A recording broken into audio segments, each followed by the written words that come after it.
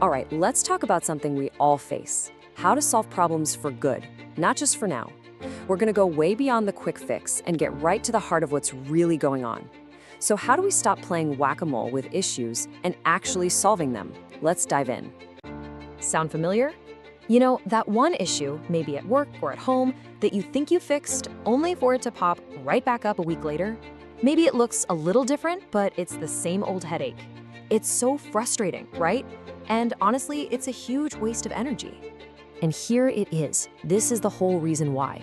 We're great at putting a bucket under a leaky ceiling, but we never actually climb up on the roof to fix the hole in the first place. We get so caught up dealing with the immediate mess, the symptom, that we totally miss the real reason the problem even exists. But what if there was a structured way to find that hole in the roof? Well, there is. It's called root cause analysis, and it is all about making one crucial shift, moving from just asking what happened to really digging in and asking why did it happen.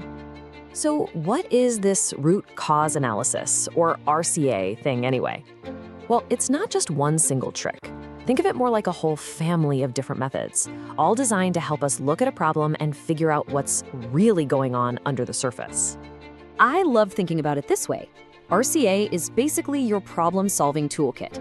You know, just like a great mechanic has exactly the right wrench for a specific job, an effective problem solver has the right mental tools to figure out what's wrong and fix it permanently. So let's open up that toolkit, shall we? We're gonna look at 3 classic, really powerful, and super useful tools that'll get you started on the path to becoming a master problem solver. First, we're gonna start with something that sounds super simple, the 5 whys. It's all about drilling down. Then, for more complex stuff, we'll map things out with the fishbone diagram. And finally, we'll figure out where to focus our energy first with something called Pareto analysis. Each one gives you a totally different angle on the problem. Okay, our first tool is the 5 whys. Now, seriously, don't let that simple name fool you. This technique is incredibly direct, and it's fantastic for just cutting through all the noise to get to the truth of an issue.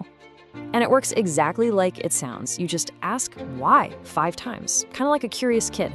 So let's say a report was late. You ask, why? Well, the data wasn't ready. Okay, why? Because the system that generates it crashed. Why? It ran out of memory. Getting closer? Why? Because it was never upgraded to handle all the new data. And boom, just like that, we went from someone messed up to a real fixable systems issue. See how each why just peels back another layer? But you know, what happens when a problem doesn't have one single straight line of causes? For those more complicated messes, we need our second tool, the fishbone diagram. It's also known as an Ishikawa diagram, and it's perfect for when you think multiple things might be going wrong all at once. This is your go-to for brainstorming. Just picture it. The head of the fish is your problem, let's say low customer satisfaction. Then the bones that branch off are categories of potential causes, like people, process, or technology. From there, you and your team can just brainstorm specific issues for each bone. You might put not enough training under people or outdated software under technology.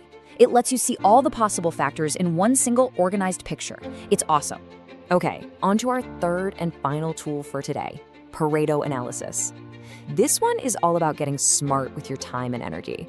I mean, once you've brainstormed a dozen possible causes with your fishbone diagram, where do you even begin, right?